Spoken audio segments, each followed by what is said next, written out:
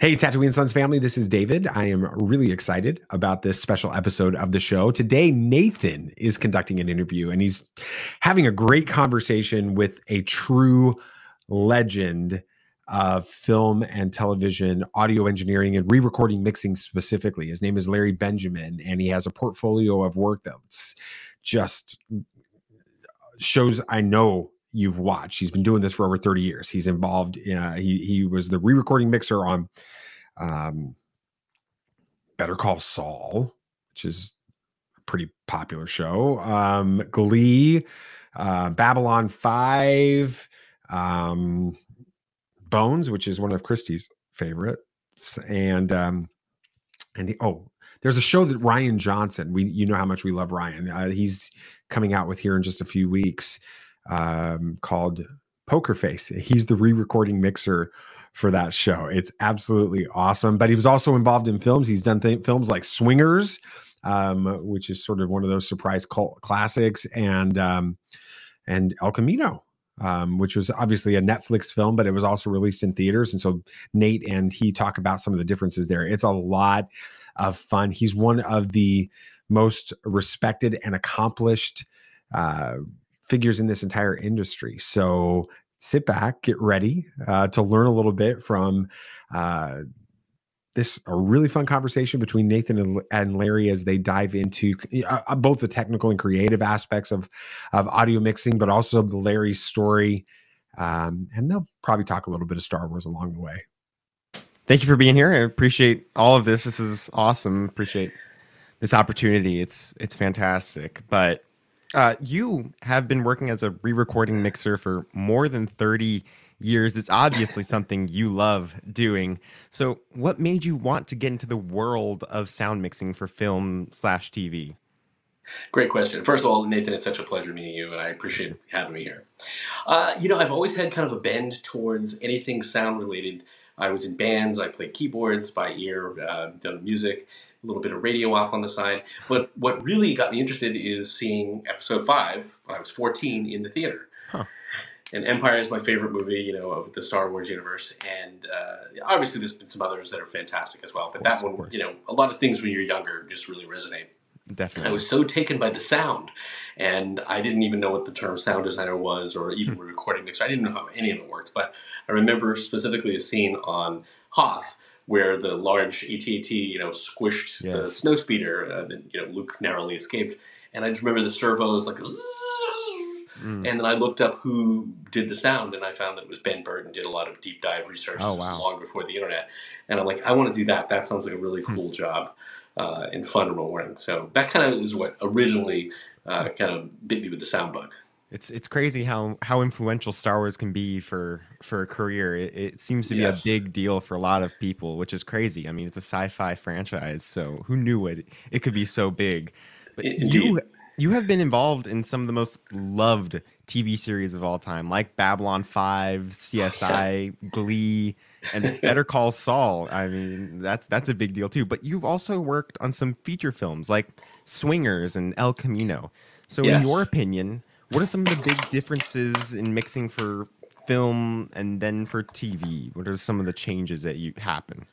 That's a great question. It really comes down to resources, time and money. The procedure for mixing television and film is very similar today. It didn't used to be so similar. It used to be very siloed, so that anybody that did television was known as a TV mixer, strictly for doing broadcast television. And now with the world of streaming, that line has been blurred. So it's really, the tools are even the same. We're often using the exact same. Pro Tools seems to be the digital audio workstation that kind of won that battle. In terms of the console, it's usually made by Avid, the S6, for instance. It used to be larger format consoles, but it's really the amount of time that's allowed. So for a television show, it depends on the show. The budgets vary. Like Better Call Saul, we would typically get 3 days to mix that show. If it's a longer episode, 4 days. And that's soup to nuts. I mean, obviously the editorial is done in advance, and that can take a week or two depending on the complexity of the show. But we really have 4 days to go from the beginning of when I hit play to played back and notes all signed off on, and we've printed the show, which I can get into. So that's for a TV show. Sometimes you get a little bit more. If it's a show like a Game of Thrones, you might get 9 or 10 days. But it's a much more condensed schedule. A feature film, if it's an indie feature film, you might get 2 weeks. You might get a week to kind of Oh, okay. pre-dub them, and then another week to final it. But that's a low budget project. But a tentpole project like a Marvel movie, Endgame or Avengers Endgame, or any of the Star Wars films, you're going to get several months. Wow. And, okay. Yeah, and what that is involved. Sorry, my camera keeps slipping. No, I it's all apologize. good. It happens all the time. Very good. So what's involved with that is pre-dubbing, lots and lots of layers and lots of sound design to go through and many, many tracks. It's also one of the differences. In television, we'll have maybe hundreds of tracks. In feature films, we'll have thousands of tracks. Oh, okay. Same amount of mixers. It's different passes. It's very much like maybe you'll have a 3-course meal for television, and a feature film will be soup to nuts, and it'll be 10 courses. So it's a lot more time and a lot more money spent, because obviously time is money. And the mixing stage is a very expensive place, personnel-wise, and the actual studio space itself. It's more akin to kind of a small movie theater, really, whereas a television stage is a much bigger version of a living room, and even then some. It's often like a small theater in its own right. So it's really time and money. Those are the big differences, and sometimes those lines are blurred. You mentioned Swingers. That was a low-budget film. The whole film was made for $250,000, and that mix took 3 days. And that's the mix that stands. And we were told it was a temp mix. It turned out that was the final. This was the final mix. Oh, wow. Yeah, exactly. El Camino was a unique situation because that was for Netflix. It was in theaters only a couple of weeks, and then after that, it lived on Netflix. So we had a more traditional kind of feature film mix schedule. My partner who does sound effects, I do dialogue and music. We each had 5 days. So a work week of pre-dubbing, and then we had 12 days with Vince Gilligan to kind of put it together and final it. So much more time, much more money. So that's one major difference. What would you say if you can remember, what was the longest project you ever had to take on? I would say probably El Camino. I've had TV shows that we keep doing and we keep revisiting and massaging. There was a show I did a few years back called The Romanovs, and we probably had 5 days, and then we'd come and do different versions of it, and the picture would be re-edited. We do what's called conforms, which is kind of changing the mix to match this new picture. So that we might have had a little bit more time with, but probably El Camino, because it's like I said, it's a film, but it was really more for streaming. So that was the longest schedule, I would say. Definitely. I mean, it must be interesting. I mean, it was only in theaters for a very short amount of time, and so it went to streaming immediately. So did you focus more on the kind of home theater mix rather than the movie theater version of it, or did you kind of just have a separate mix for the version that went into theaters, or what happened there? That's a great question.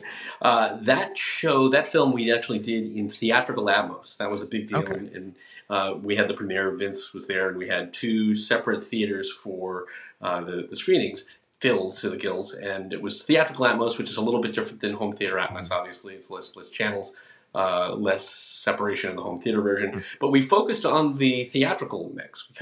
You always want to pick the highest common denominator in terms of as many channels and as much work that you could do. And then everything kind of down mixes from there.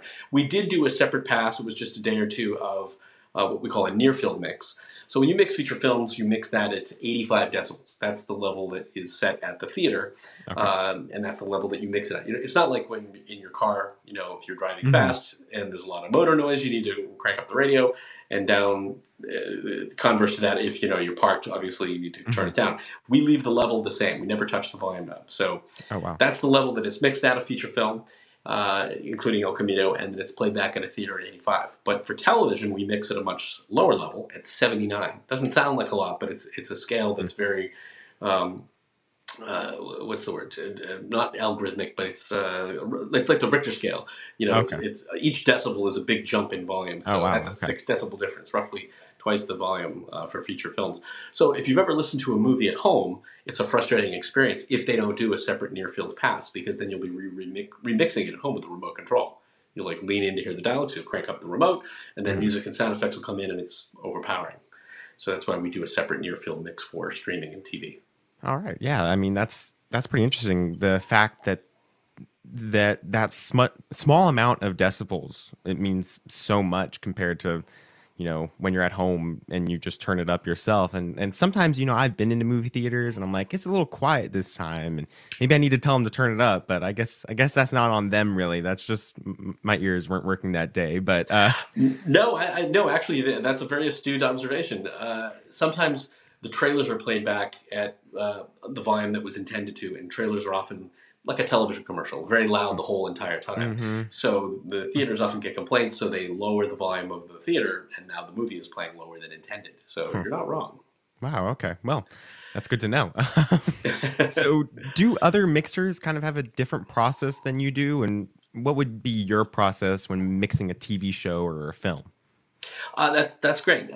Yeah, most mixers share kind of the same workflow. We use different tools. It's kind of like carpenters have different kinds of hammers and saws and things like that, and they all do the same thing. There's many ways to build a house or work with wood or make cabinetry, if you will. And sound is no different, and we just have different plugins, different tools. But the workflow, we have to really make compromises working in television versus in feature films. In feature films, you can massage everything, layer after layer, pass after pass. You can do it to a small degree with TV, but if you're trying to finish a show in 3 days or 4 days or even 5, I just finished a show with Rian Johnson called Poker Face. Oh, yes. And he comes from feature films, and this was his first foray into television. And MRC, who also does other shows like Ozark, along with Peacock, wanted to make sure that Ryan had enough time to play and work the project the way he wanted to. So we had 5 days to do that. Now, that's not to say we spent 5 days mixing it. We spent about 2.5, maybe 2.5 days mixing it. We would do an internal playback with the editor and producers on the second half of the third day. And then Ryan would come in and listen to it, and then we'd have day 4 for doing fixes with him, and then day 5 for the network to come in and do tweaks and fixes. So we really have to be aware of time management doing TV versus film, where you have a lot more time, generally speaking, to massage things. So that's kind of the biggest difference.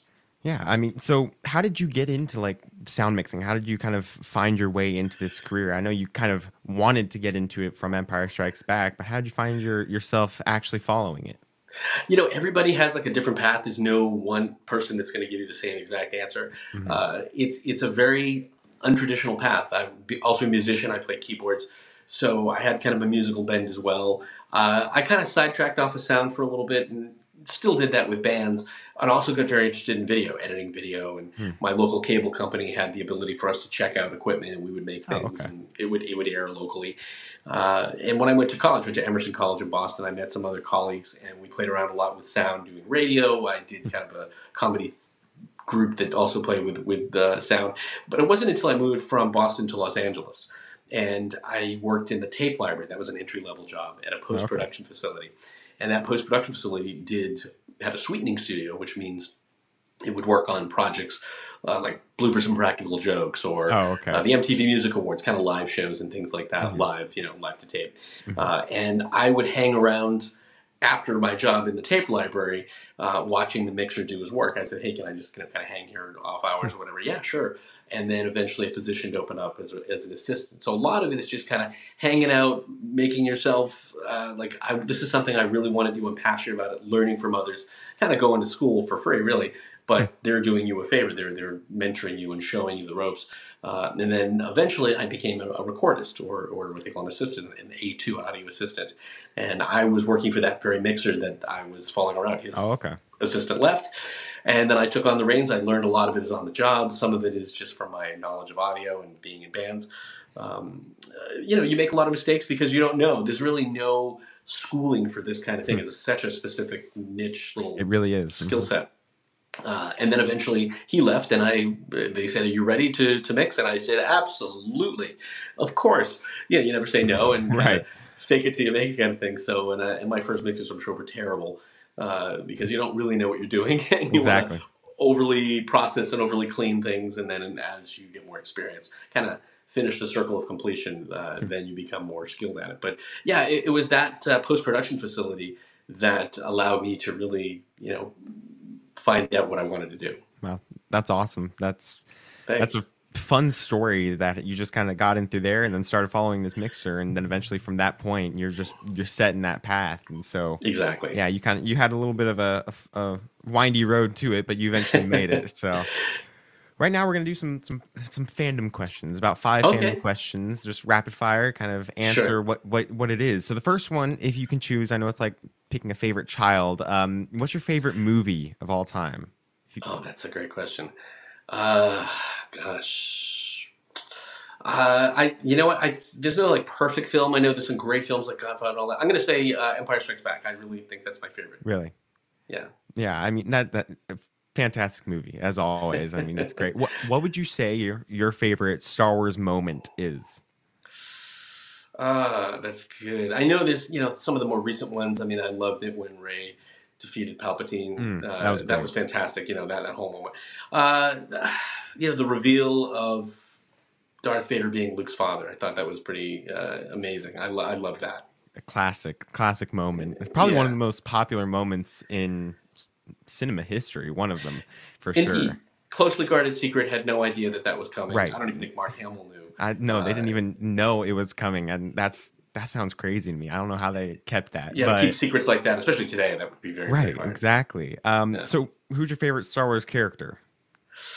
I mean, that's a great question because there's so many now since I've seen that movie. So many more.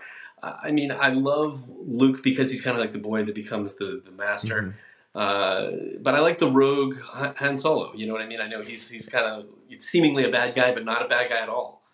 Yeah, Han Solo is my dad's favorite. He loves Han Solo, and he's always a fun character. He always kind of brings that levity to the situation, but he'll also be serious and help out when he absolutely needs to. So exactly.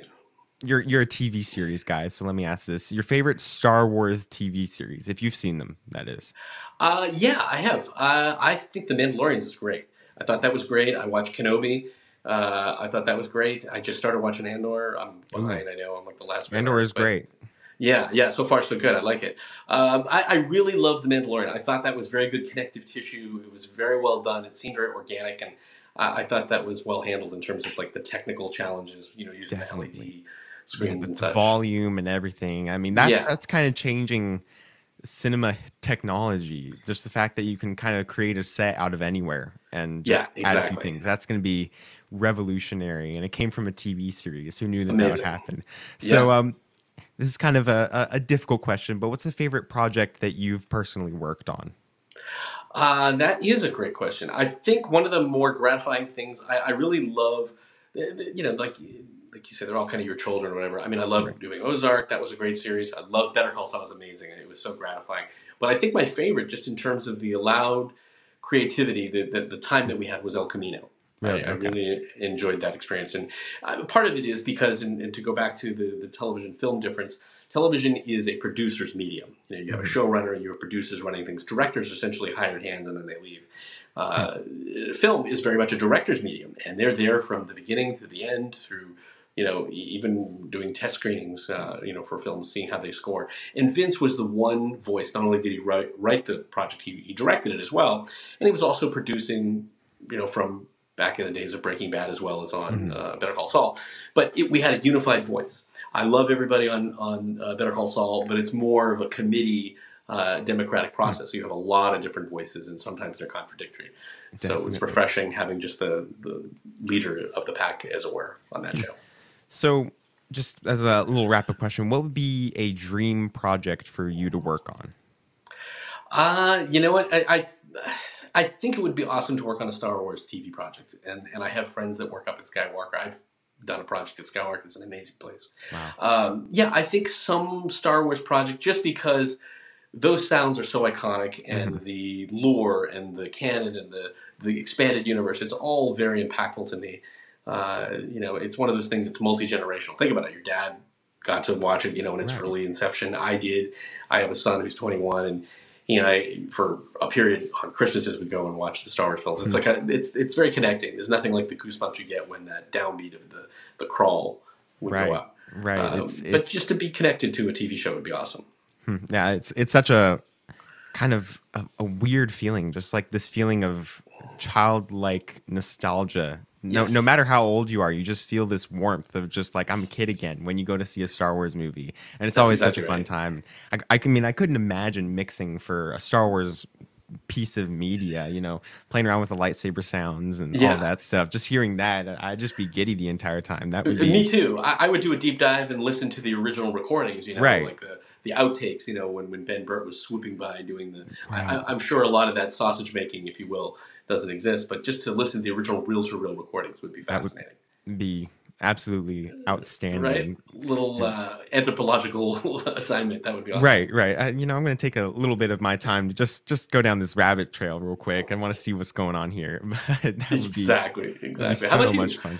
Nathan, what's your favorite Star Wars film? Favorite Star Wars film? And this is always a controversial one, but it would have to be The Last Jedi for me, because that's kind of, it's been my movie. I saw it 12 times in theaters. Wow. We just constantly went. It was just like, what are we going to do this evening? And we're like, we're just going to go see Last Jedi because we want to see it again. And it's such an different Star Wars movie. And I know that a lot of people say about Empire Strikes Back because it changed the feeling of what Star Wars was after Episode 4. But Episode 8 really changed it from being a movie about the Force and a movie about like lightsabers and good versus bad to where's the gray in the middle of this, and how can we kind of dive deeper into these characters and their story and the story of Star Wars. And so I really like when that happens in movies. So that was a big part of what I love that movie. That's a great articulate answer. Yeah, I agree with you, and in a lot of ways that's gonna, I would say, now my second favorite, because early on I would have said, well, maybe Episode 3. That was maybe a second favorite, because I really did like the birth of the transition between Anakin and Darth. Very well it's done awesome. movie. Yeah, it's well done, but I think 8 is even better. Or 9. I'm sorry, 9.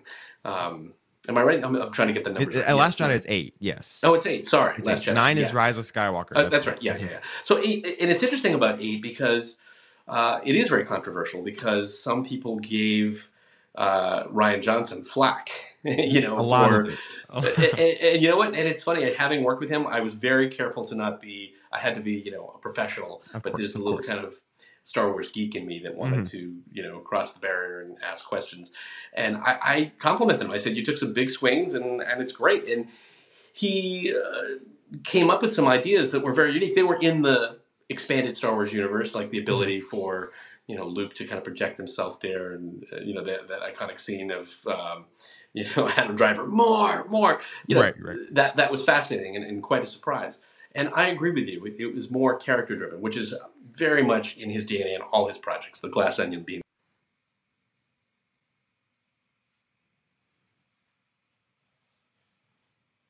myth to it.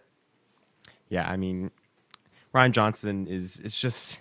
It's something about him. He just knows, like, whatever he makes is just gold. I mean, whatever he touches. I mean, I agree. Is fantastic. Yeah. Glass Onion, in my opinion, was even better. I loved Glass Onion. It was such a fantastic movie, and I didn't think he'd be able to capture lightning in a bottle twice, but he certainly did, and I don't know how he does it every time, but I can't wait for Poker Face. It's great. It's great. He has this way about him. It's confidence. It's like quiet confidence. Do you know what I mean? He's the nicest guy. He addresses you by name. Mm-hmm. He asks your opinion and input, and a lot of people don't do that. He's very collaborative and incredibly appreciative. And it's very funny when there's something that isn't good, even if it's a visual thing, he'll say, "Oh, that's terrible. Jesus, we got to do better than that," or whatever. And then like immediately following that, "Oh, that's terrific. I love it. Thank you guys so much." He's just so welcoming. You know, hello crew. Every time, you know, he came in person, just such a genuine guy. He wants to make sure that what he does is as good as it can be, but he's willing to make it better and admit that wasn't as good as it can be, because there is a lot to it. And yeah, I can't wait.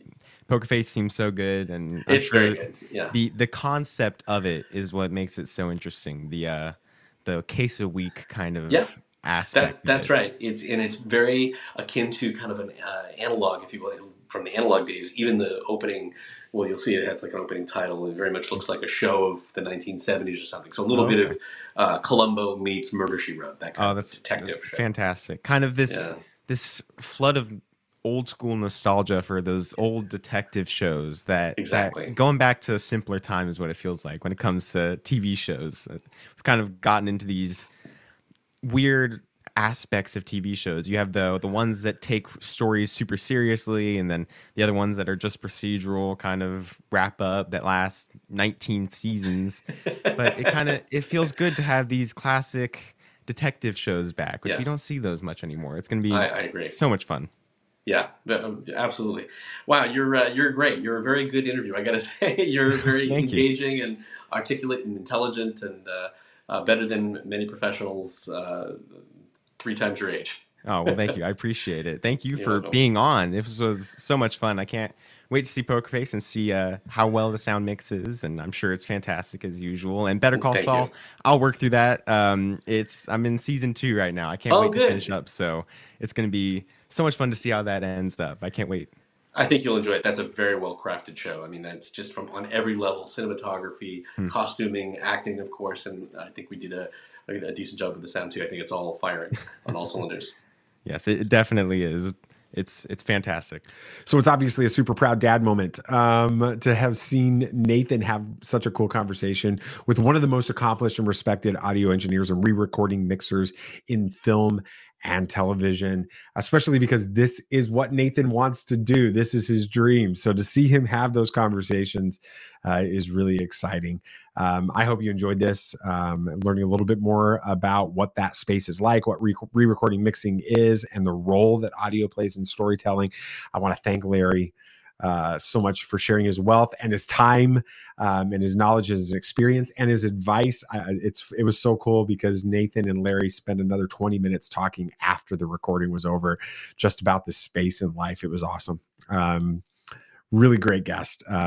Proud, like I said, of Nathan, and honored by Larry. Don't forget to subscribe to the channel or download the podcast and set up to get that by following it. We're going to have other exciting interviews. I'm working on some fun stuff for Nathan like this as well in the future. So we'll have more behind the scenes look at film and television, and of course all of our unique brand of very different pop culture conversation and discussion. If you think about it and you like to, comment below. Let us know what you thought about the interview, and maybe some others that you'd like to see us interview in the future, see on our show. Maybe we'll get a chance to do that.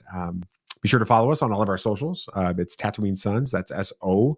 And as always, may the Force be with you.